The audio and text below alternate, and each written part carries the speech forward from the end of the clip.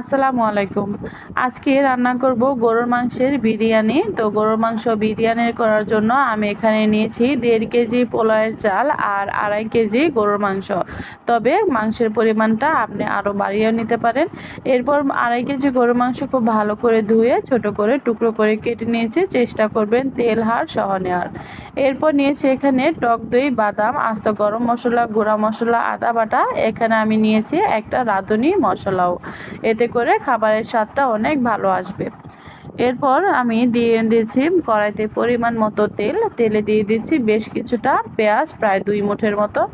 পেঁয়াজটা খুব ভালো করে কিছুক্ষণ ভেজে নেব, কারণ পেঁয়াজটা ভাজা খুব জরুরি। পেঁয়াজটা ভালো ভাজা হলে রান্নাটাও কিন্তু খেতে খুবই ভালো লাগবে। তবে আপনি সাজিয়েও রান্না করতে পারবেন, তবে এই ঘ্রাণটা পাবেন না।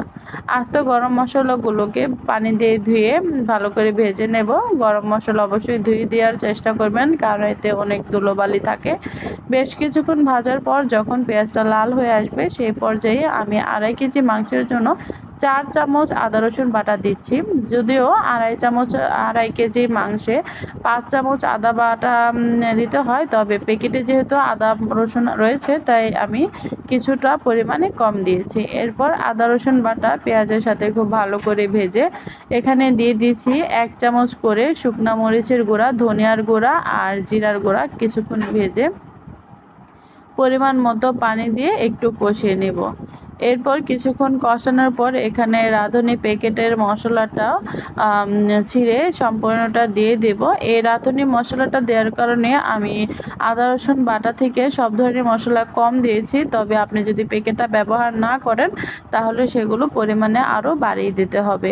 মশলাটা ভালো করে কষিয়ে মাংসগুলো দিয়ে খুব ভালোভাবে কষিয়ে নেব।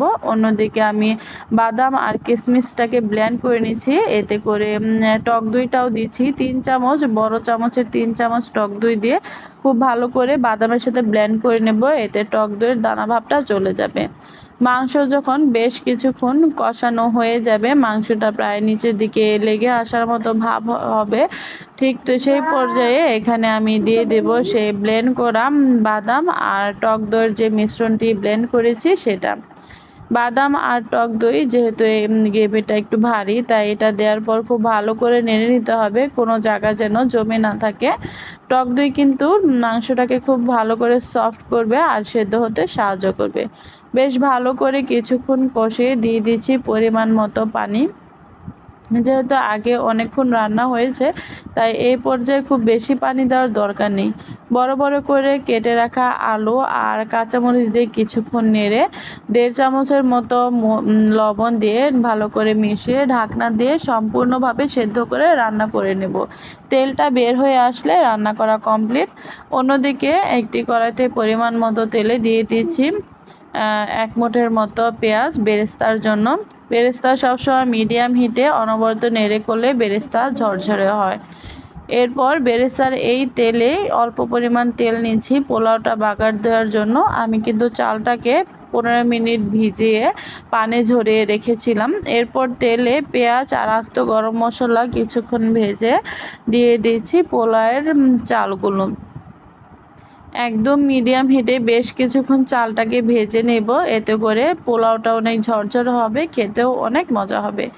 চালটা যখন খুব ভালো করে ভাজা হয়ে যাবে, তখন 1.5 কেজি চালের জন্য আমি 2.5 কেজি পানি আর আধা কেজি দুধ, মোট 3 কেজি লিকুইড ব্যবহার করব।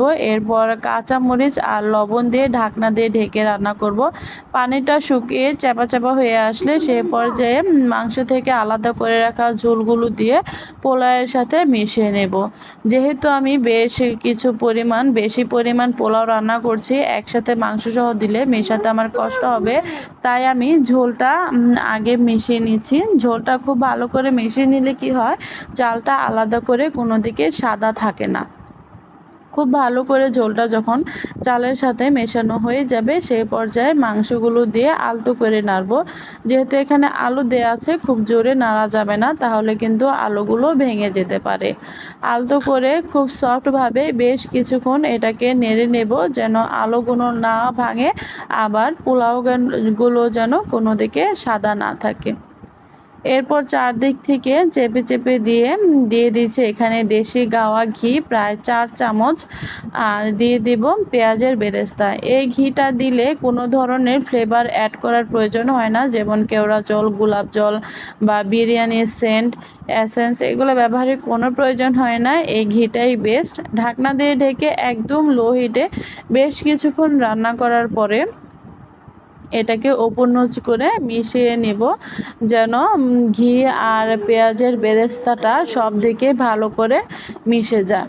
তবে এই কাজটা একদম সফট হ্যান্ডে করতে হবে, আর হাঁড়িটা একটু ঘুরে ঘুরে করলেই ভালো হয়।